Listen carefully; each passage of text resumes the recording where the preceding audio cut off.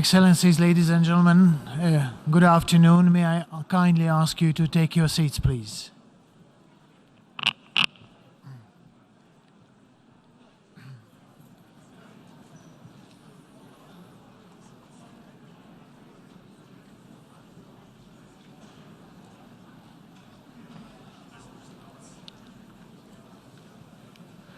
Thank you. I declare the 11th emergency special session of the General Assembly resumed.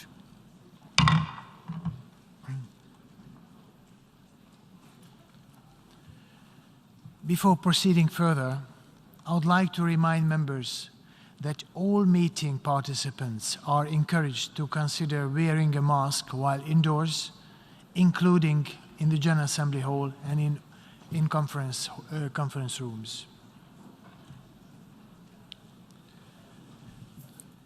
Members will recall that in paragraph 3 of its resolution ES 11/3 of 7th of April 2022, the Assembly decided, I quote, to adjourn the 11th emergency special session of the General Assembly temporarily and to authorize the President of the General Assembly to resume its meetings upon request from member states, end of quote. In this regard, I should like to draw the attention of the delegations to document A/ES 11/8, which contains a letter dated 3rd of October 2022 from the permanent representatives of Albania and Ukraine to the United Nations, requesting the resumption of the 11th emergency special session of the General Assembly. I intend to conduct the proceedings of this meeting in accordance with the rules of procedure of the General Assembly and the past practices of its emergency special sessions. In accordance with Rule 63 of the rules of procedure of the General Assembly, the President and Vice Presidents of the 77th session shall serve in the same capacity at the resumed 11th emergency special session. May I take it that it is the wish of the General Assembly to decide that the Credentials Committee of the 77th session should serve for the resumed 11th emergency special session? It is so decided.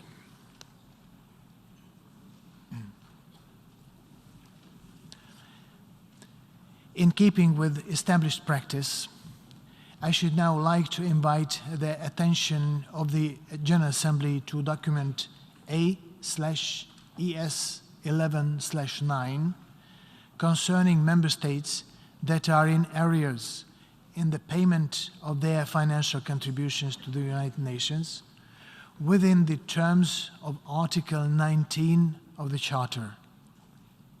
May I take it that the Assembly duly takes note of the information contained in this document? It is so decided.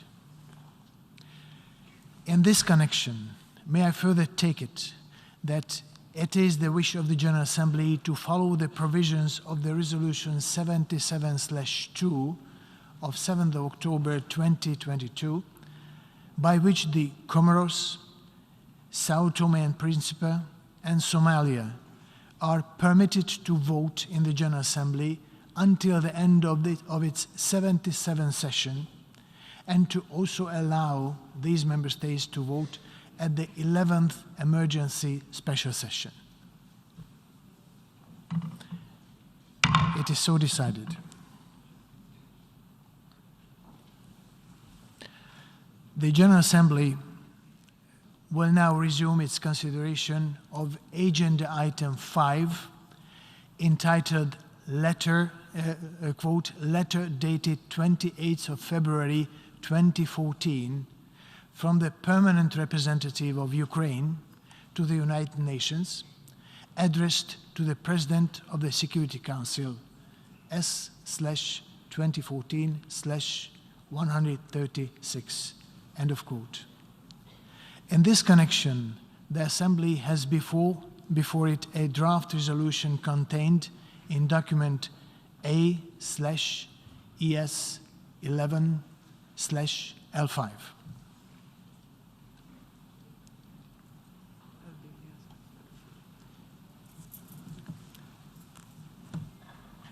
I give the floor to the representative of Albania on point of order. Thank you, President. I have a point of order to raise before we proceed with agenda item 5 of the 11th Emergency Special Session. Would like to propose that the General Assembly adopts a decision confirming that the General Assembly will apply Rule 87B of the Rules of Procedure to take recorded vote by electronic means when action is taken on the resolution L5, and that action will not be taken by a secret ballot. The reason for this proposed decision is that Russia has circulated a proposal to all member states formally requesting that action on the resolution be through a secret ballot. In the interest of avoiding confusion, the GA should clarify this issue now. Russia's proposal is an attempt to threaten transparency in the GA. Wouldn't we all want transparency from the international community if a neighboring country invaded and attempted to annex a portion of our territory?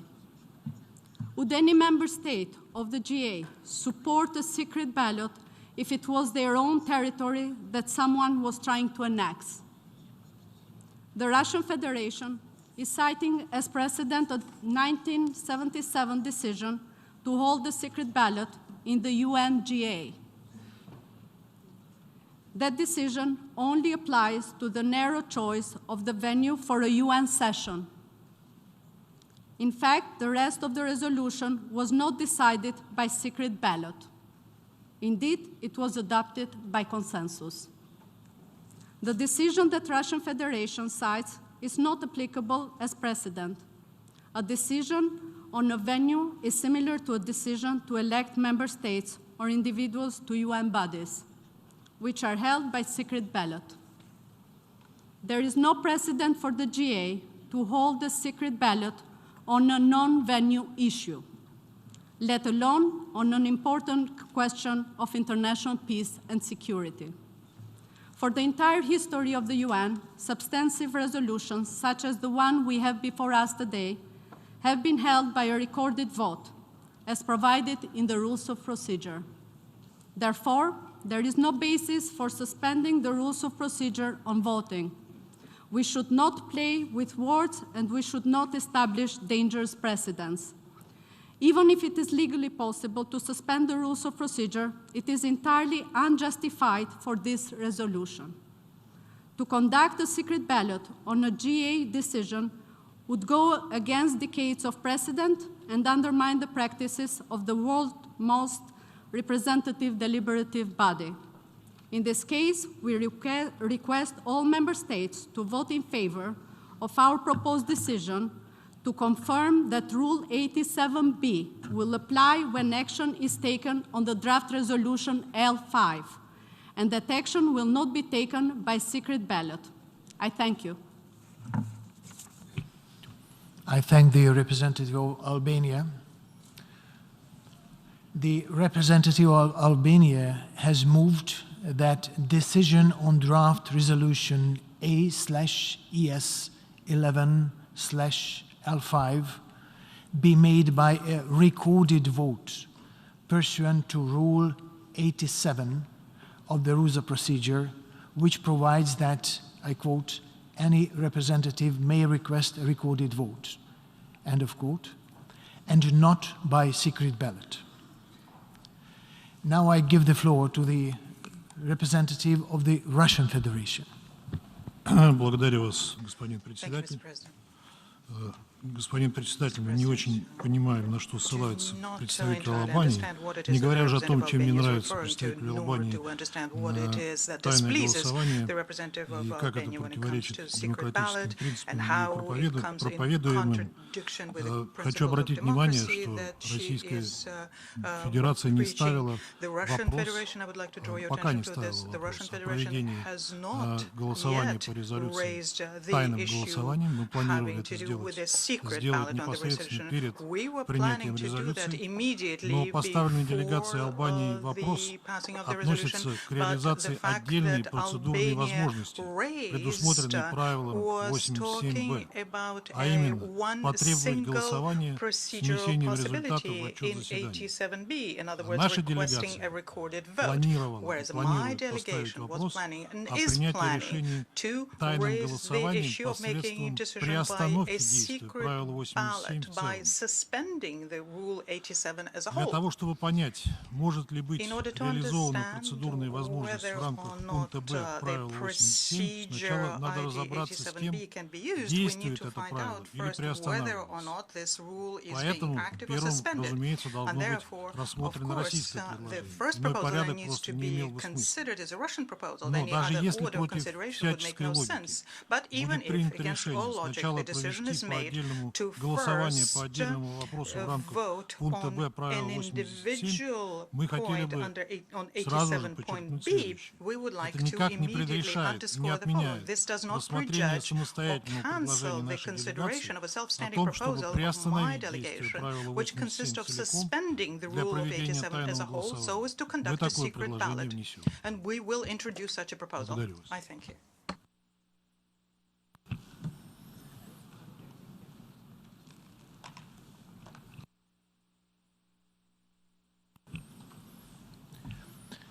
The representative of the Russian Federation has made an objection to the motion.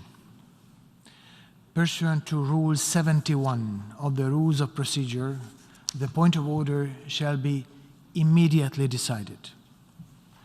I shall now put to the recorded vote the motion by the representative of Albania that decision on draft resolution A/ES11/L5 be made by a recorded vote and not by secret ballot. The recorded vote on this motion will be decided by a simple majority of members present and voting. We shall now begin the voting process. Those in favor of the motion by the representative of Albania that decision on draft resolution A/ES11/L5 be taken by a recorded vote and not by secret ballot.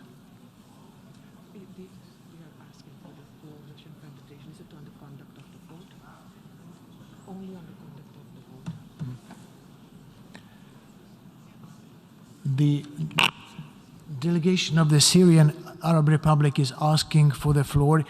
I'll give the floor if it is only on the conduct of the vote.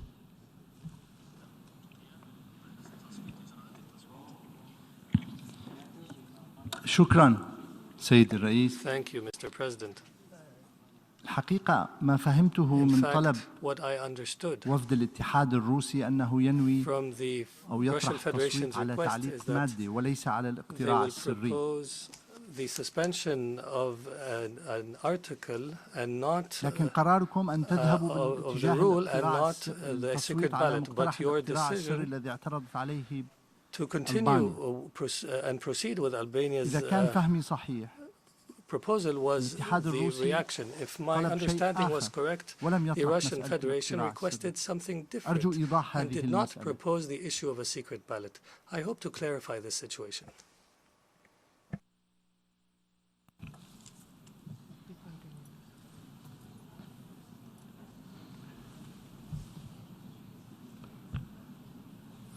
So let me continue. Thank you much for the intervention. Let me continue. The recorded vote on this motion will be decided by a simple majority of member states present and voting. We shall now begin the voting process. Those in favor of the motion by the representative of Albania that decision on draft resolution A/ES11/L5 be taken by a recorded vote and not by secret ballot, please signify. Those against, abstentions. Members are reminded that at this stage, the General Assembly is voting on the motion of the representative of Albania and not on the draft resolution itself. The General Assembly is now voting on the motion by the representative of Albania that decision on draft resolution A/ES11/L5 be taken by recorded vote and not by secret ballot. Those who vote yes will be voting in favor of the use of a recorded vote as proposed by Albania. Those who vote no will be voting against the motion proposed by Albania and in favor of a secret ballot. Will all delegations confirm that their votes are accurately reflected on the screen? The voting has completed. Please lock the machine.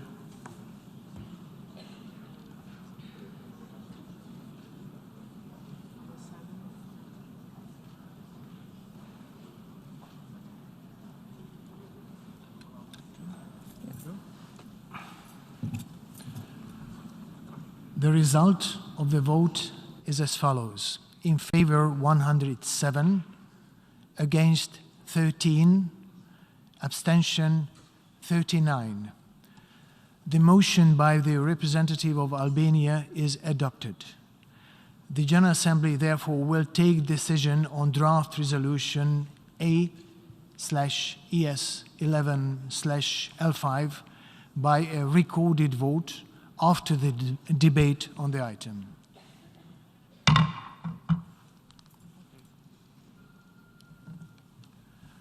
We shall now continue with a debate on agenda item 5.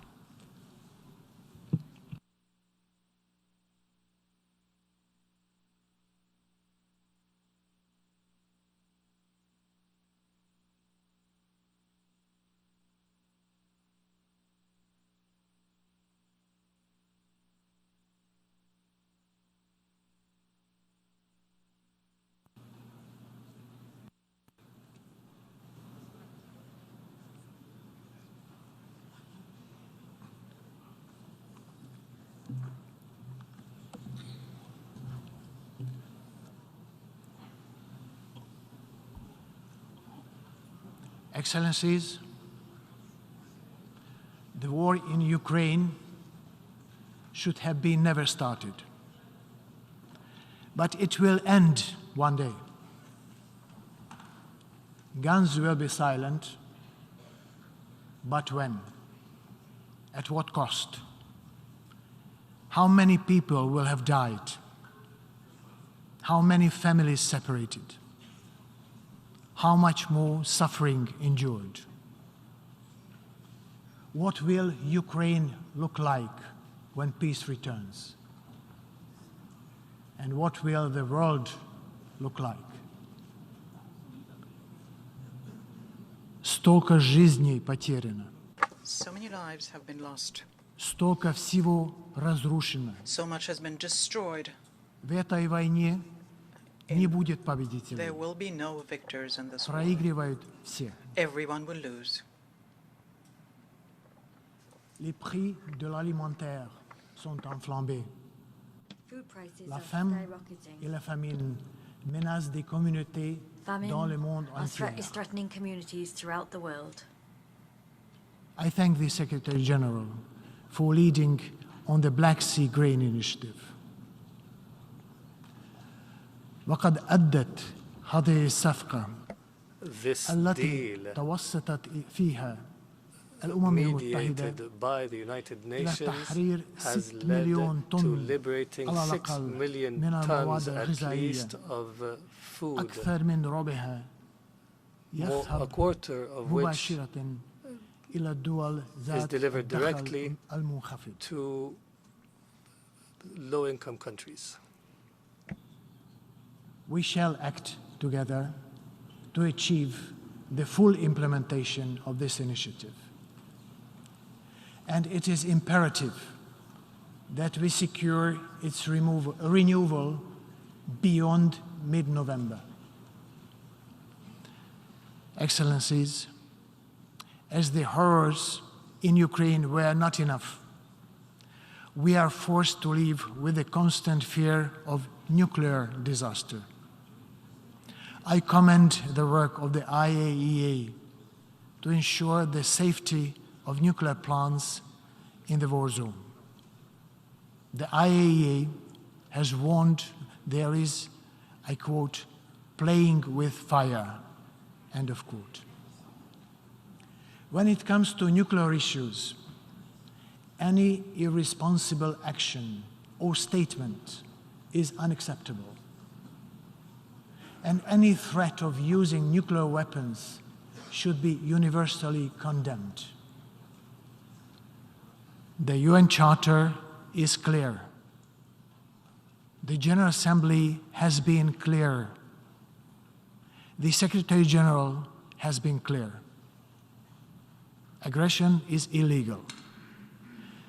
The GA resolution of 14th of December 1974 defines aggression as the use of armed force by a state against the sovereignty, territorial integrity, or political independence of another state.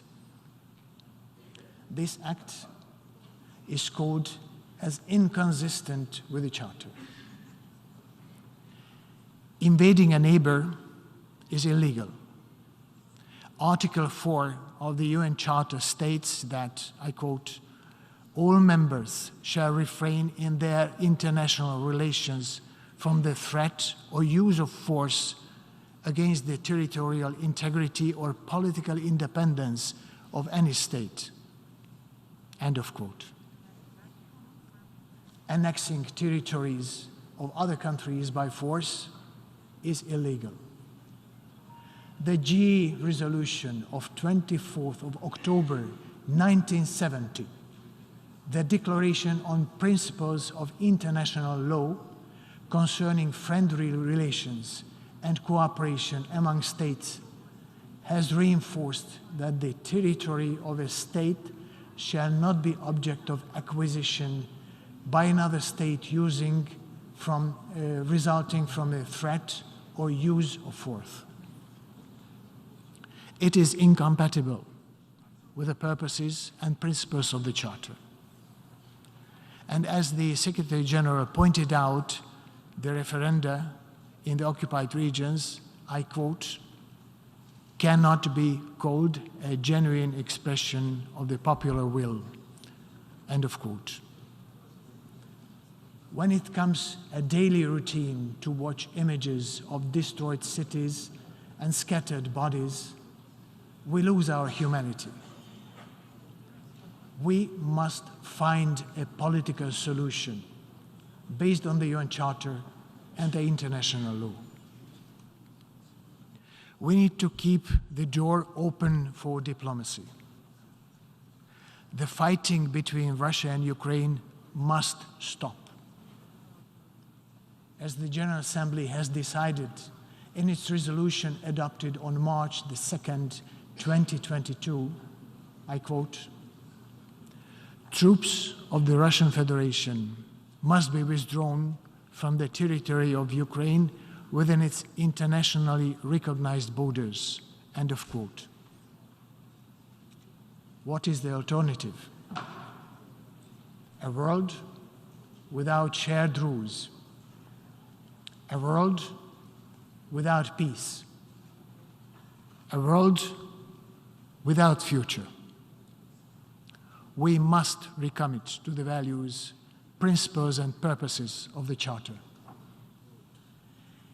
If we want to move forward as a global community, we must provide answers. The world is looking to us. Thank you.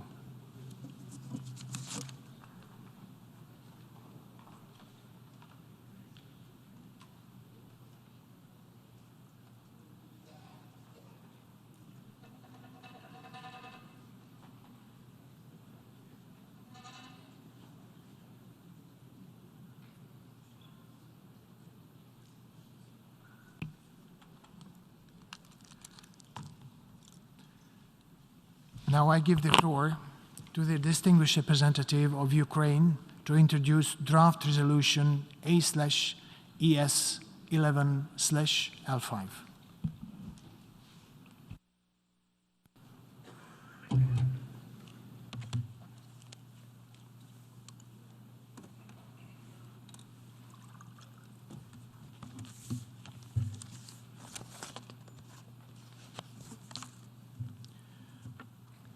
Good afternoon.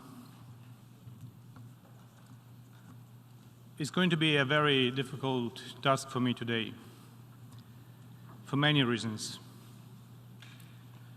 It's barely 4 p.m. in New York, but my day has started almost 14 hours ago. It started 14 hours ago because my country was under attack. My immediate family was in a residential building under attack, unable to go to a bomb shelter because there was no electricity. Because Russia has already killed some of my family members, and we see no end to that cruelty. But let me start with a quote from a very respected gentleman in his country, from the president who was the first president ever directly elected in his country in a democratic way. And that is José Serrato, Minister of Foreign Affairs of Uruguay, at the 6th plenary meeting of the UN Conference on International Organization in San Francisco on May the 1st, 1945, and I quote, "A stable and sane peace cannot be attained if nothing is done for the democratization of the world and the rule of freedom." Peace and democracy constitute complementary objectives, each of which is a guarantee and a motive for the either. In this regard, in the proposed international organization, there should not be admitted nations professing doctrines of aggression and war, which are inclined to undermine or destroy the order of juridical peace in the world. However, in order to be a member of international society, it is not enough to present the titles of peace-loving nations, but it is also necessary to be a freedom-loving nation. End of quote. José Serrato of Uruguay. This is how our predecessors saw the way to save succeeding generations from the scourge of war at the dawn of our organization 77 years ago. Unfortunately, you can hardly hope for a stable and sane peace as long as an unstable and insane dictatorship exists in your vicinity. A dictatorship that actively uses missile terror against the civilian population and infrastructure of another state. Today, terrorist Russia shelled the capital city of Kiev and many other Ukrainian cities throughout the country with at least 84 missiles and 24 UAVs. Energy facilities, residential buildings, schools and universities, museums, and crossroads in the city centers were among the targets that the Russian Defense Ministry later declared legitimate. The entire world has once again seen the true face of the terrorist state that kills our people. Suffering defeats on the battlefield, Russia takes it out on the peaceful residents of Ukrainian cities. Today's strike killed at least 14 civilians and 97 were wounded. Deliberate targeting of civilians is a war crime. By launching missile attacks on civilians, sleeping in their homes, or rushing to work, children going to schools, Russia has proven once again that it is a terrorist state that must be deterred in the strongest possible ways. We need this to prevent further heinous atrocities and to secure our achievements within this organization. The UN has survived many challenges, including bloc confrontation and Soviet threats. In this very hall, addressed to the world, threats addressed to the UN and its Secretary General. As King Hussein of Jordan said in 1960, standing exactly where I am right now, and I quote, "Yet almost from the birth, Soviet Union has sought to destroy the United Nations, to hamper its deliberations, to block its decisions, to demean the reputation of the Security Council and the Secretary and the General Assembly." End of quote. I signed under each of these words in 2022, standing exactly where the leader of Jordan was 62 years ago. What we are witnessing now is an attempt by Russia to revive the so-called Brezhnev doctrine, envisaging that the Soviet Union could limit the principle of prohibition of the use of force if its interests in other states within so-called zone of influence were challenged. Incompatibility of this doctrine with the UN Charter was clear even for the Soviet Union. And at the end of the day, the USSR had to officially give it up. Let me quote President Gorbachev. "It is evident, for example, that force and the threat of force can no longer be and should not be instruments of foreign policy," said the then Soviet president in this very hall in December 1988. These words, however, mean nothing for modern Russia, who is occupying the USSR permanent seat at the Security Council and thus is allowed to block any action by the Council to restore international peace and security. Mr. President, Russia now tries its best to bring us back to the 1930s, not even 1940s, when Hitler destroyed sovereign nations by invasion, fake referendums, and Anschluss. And we are now at a tipping point where the United Nations will either restore its credibility or it will ultimately fall in failure. And if the latter happens, we should blame nobody but ourselves, because it is our responsibility to defend the principles of the UN Charter. A trail of blood is left behind the Russian delegation when it enters the General Assembly. And the hall is filled up with the smell of smoldering human flesh. That's what we have tolerated too long in Syria. That's what is happening today in Ukraine. Same dictator in the Kremlin, same Russian generals well known for scorched earth tactics in wars led in Syria and in Chechnya and today in Ukraine. Since 23rd September, Russia has been committing another crime against international law and its principles, committing it in an attempt to revive the world of the past, where sovereignty, territorial integrity, and the inviolability of borders were a privilege with limited access, not the right of every nation.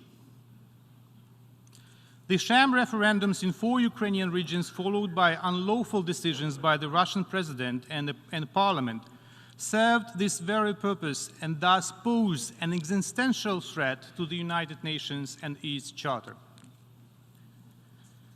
Ukrainians can tell you what our world will look like if this erosion of the UN's credibility is not stopped. If complete disregard for the UN Charter by a country occupying a permanent seat in the Security Council meets any response but zero tolerance.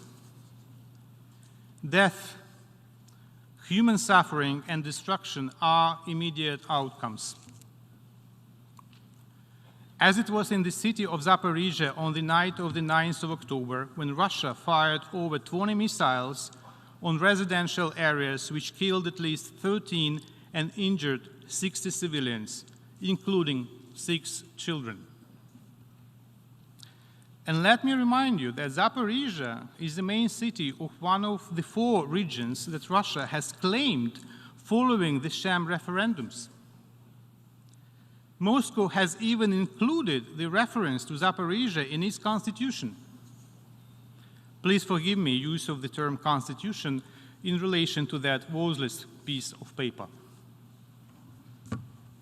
It is indeed hard, if not impossible, for a normal human being to comprehend the logic of Putin and his cronies. First, you claim the seizure of an area of a neighboring sovereign state under the pretext of protection of local population. And then you kill this population with dozens of missiles. It is clear, however, that the so-called sham referendum served as an element of the Russian aggression against Ukraine, an element that was hastily prepared and implemented in response to the successful process of liberation of the occupied territories by the army of Ukraine. The so-called referendums bore no relation at all with what we are used to calling expression of the popular will, neither from the legal perspective nor from the technical modalities. We are grateful to the Secretary General, Antonio Guterres, who was very clear and explicit in his condemnation of the Russian actions. And as he said, I quote, "Any decision to proceed with the annexation would have no legal value and deserves to be condemned. It cannot be reconciled with the international legal framework. It stands against everything the international community is meant to stand for. It flouts the purposes and principles of the United Nations. It must not be accepted," end of quote, said the Secretary General. Distinguished colleagues, Ukraine is indeed the immediate target of the Russian attacks on the ground, but it is not Ukraine that Russia ultimately aims at. Let me reiterate it again. It is our future that is now at stake. The future that cannot be secured by separate countries or regional arrangements if the United Nations is relegated to the backstage of global processes. Let me recall that the very first purpose of this organization, which is enshrined in Article 1 of its charter, is to maintain international peace and security, and to that end, to take effective collective measures for the prevention and removal of threats to the peace and for the suppression of acts of aggression. Paragraph 4 of Article 2 of the Charter constitutes the most important principle with regards to the above-mentioned purpose. In particular, we are speaking about the threat and use of force against the territorial integrity and political independence of Ukraine. Violation of paragraph 4 of Article 2 of the Charter is a violation of the cornerstone of the peace in the Charter, the heart of the Charter, and even basic rule of contemporary international law, as it has been labeled in legal writings. Dear colleagues, the only thing that Russia is afraid of is our strong unity of purpose in defense of the UN Charter, in defense of the right of every country to benefit from respect for its sovereignty and territorial integrity.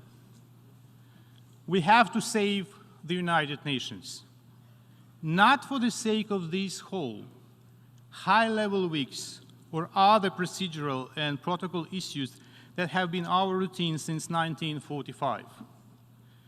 We need to do it for the sake of ourselves, as most of us will find ourselves extremely vulnerable and unprotected if the Russian vision of the future prevails. A future where only nuclear power, size of the armed forces, and number of warships and aircraft matter. How many of you would feel safe and secure in such a world? How many of you would deprive your children of the right to freely decide their own future?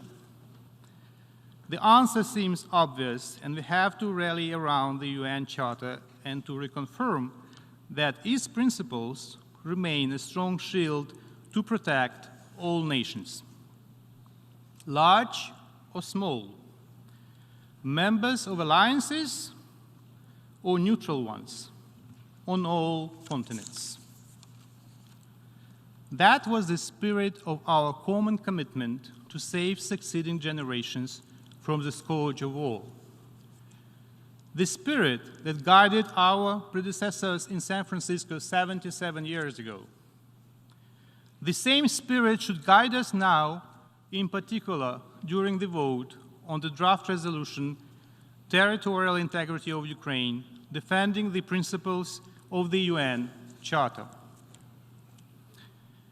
As I started my intervention with a quote from Uruguay,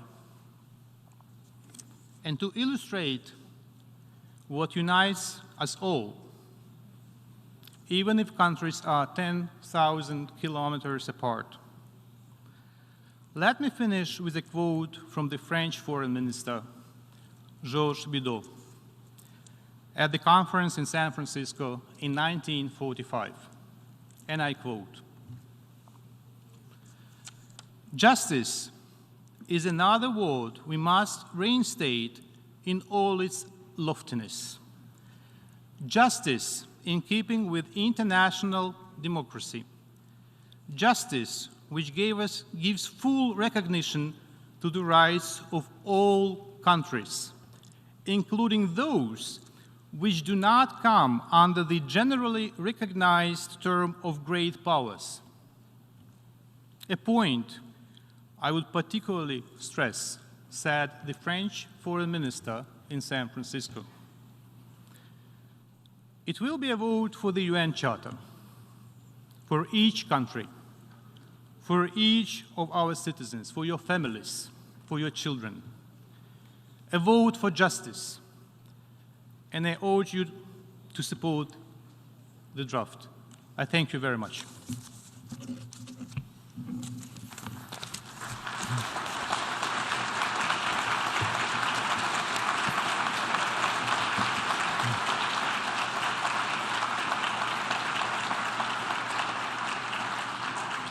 I thank the distinguished representative of Ukraine. And now I give the floor to the distinguished representative of the Russian Federation.